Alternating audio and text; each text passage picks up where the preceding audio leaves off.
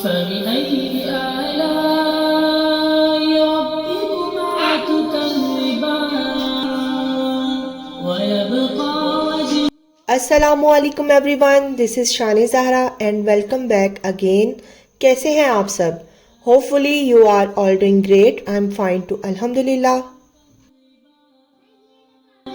يسأله من في السماوات والأرض كل يوم والعباد. کتنے دکھ کی بات ہے نا کہ ساری زندگی ہم بس دوسروں کو خوش کرنے میں لگے رہتے ہیں.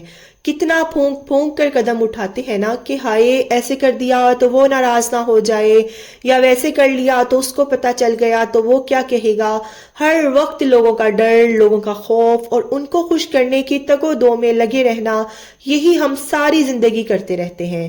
ان دا اینڈ ہم بڑھاپے میں پہنچ جاتے ہیں اور اپنی اپنی قبر میں چلے جاتے ہیں. اچھا، لوگوں کو خوش کرنے کی ہمیں بہت پرواہ ہوتی ہے، لیکن اصل میں جس ذات کو راضی کرنا چاہیے نا، اس سے ہم بے پرواہ ہی رہتے ہیں. حالانکہ اگر دیکھا جائے نا تو لوگوں کو تو خوش کرنا بہت ہی مشکل کام ہے. میرے حساب سے تو تقریباً ناممکن کام ہے، جو کسی طرح خوش ہونے والے نہیں. اور اللہ پاک کو خوش کرنا اتنا آسان کام ہے کہ میں آپ کو کیا بتاؤں. بے شک ہر مسلمان یہ ساری باتیں جانتا ہی ہے، میں کوئی انوکھی باتیں نہیں بتا رہی اپنے ولاگ میں. ہر مسلمان کو یہ ساری باتیں پہلے سے ہی پتا ہے، لیکن ہم انسان ہیں نا، بحیثیت مسلمان ہمیں یہ ساری باتیں پتا تو ہیں، لیکن اکثر ہم ان پر عمل کرنا بھول جاتے ہیں. میری ویڈیو کا مقصد بھی یہی ہے کہ وہ مسلمان میرے بہن بھائی جو ان باتوں کو بھول چکے ہیں، میں تھوڑا سا اپنی ویڈیو کے ذریعے انہیں یہ باتیں ریمیمبرائز کروا دوں، یاد کروا دوں.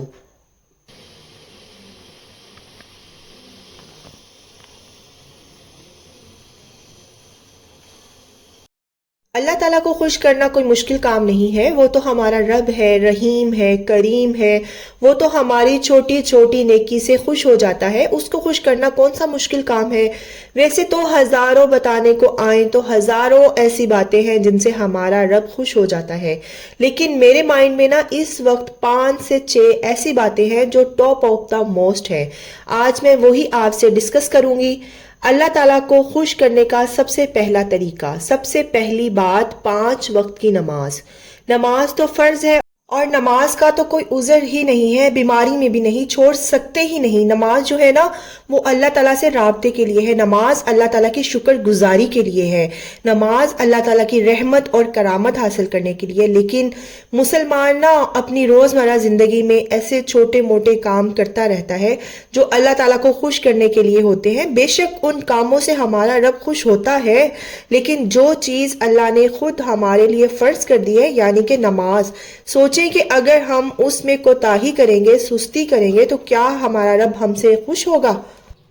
اچھا، 5 سے 6 دن پہلے نا میں انسٹاگرام پر ڈیفرنٹ ریلز دیکھ رہی تھی، تو انہی ریلز کے درمیان میں ایک ریل آئی جس میں ہمارے جو پاکستانی سنگر ہے نا عاطف اسلم، ان سے ایک ہوسٹ نے سوال کیا کہ کیا مسلمان اللہ پاک سے مایوس اور نا امید ہو سکتا ہے؟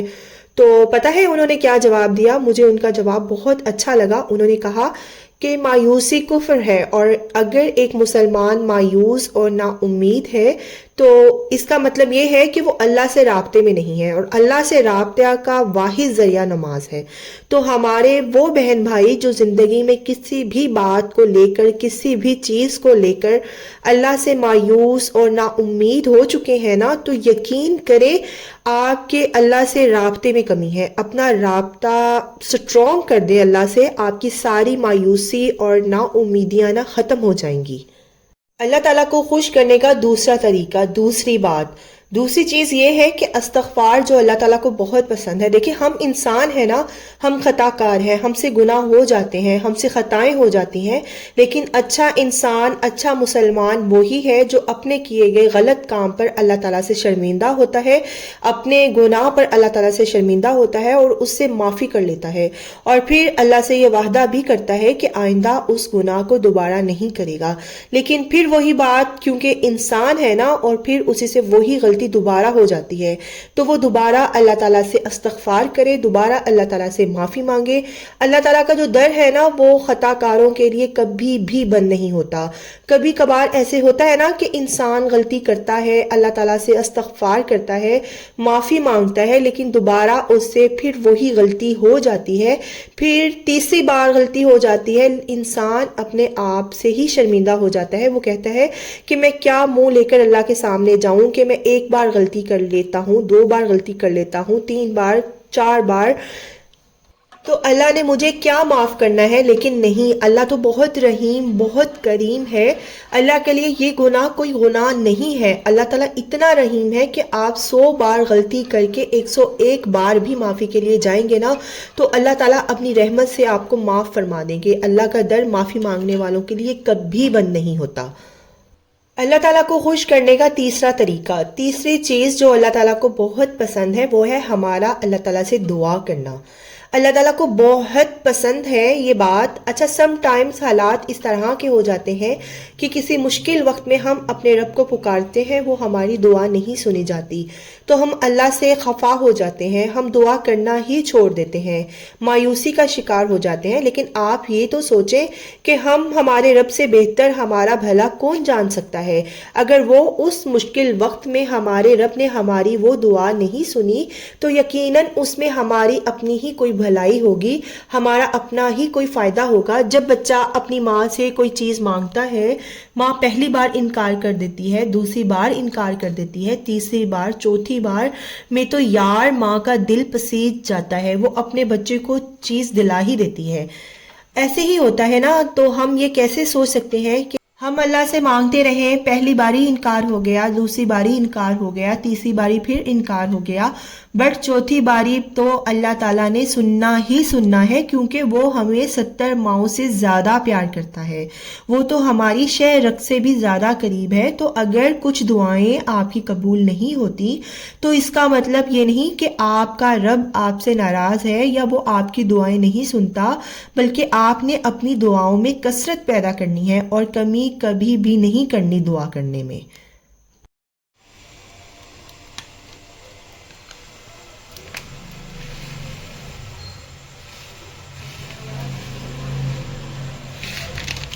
اللہ تعالیٰ کو خوش کرنے کا چوتھا طریقہ، چوتھی چیز جو اللہ تعالیٰ کو بہت پسند ہے، وہ اپنی ڈیلی کی مصروفیات میں سے تھوڑا سا ٹائم نکال کے اللہ تعالیٰ کے لیے اذکار کرنا۔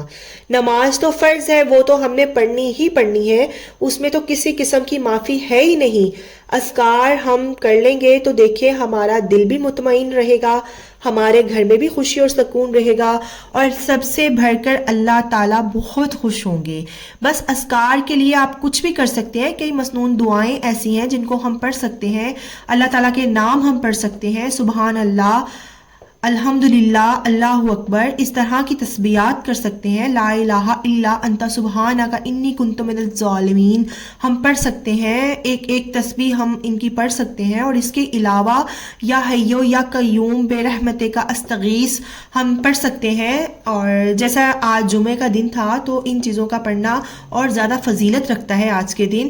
استغفار کی تسبیح ہم کر سکتے ہیں، اللہ تعالیٰ کے کتنے خوبصورت پاکیزہ نام ہیں، کسی ایک نام کی تسبیح ہم لوگ ڈیلی کر سکتے ہیں، تو پڑھنے کو کیا نہیں ہے، بہت ساری چیزیں ہیں۔ آپ واک کرنے کے لیے جاتی ہیں نا، تسبیح ساتھ لے جایا کریں، کوئی نہ کوئی ایک ذکر کر کے واک کرتے کرتے وہ پڑھتی رہا کریں۔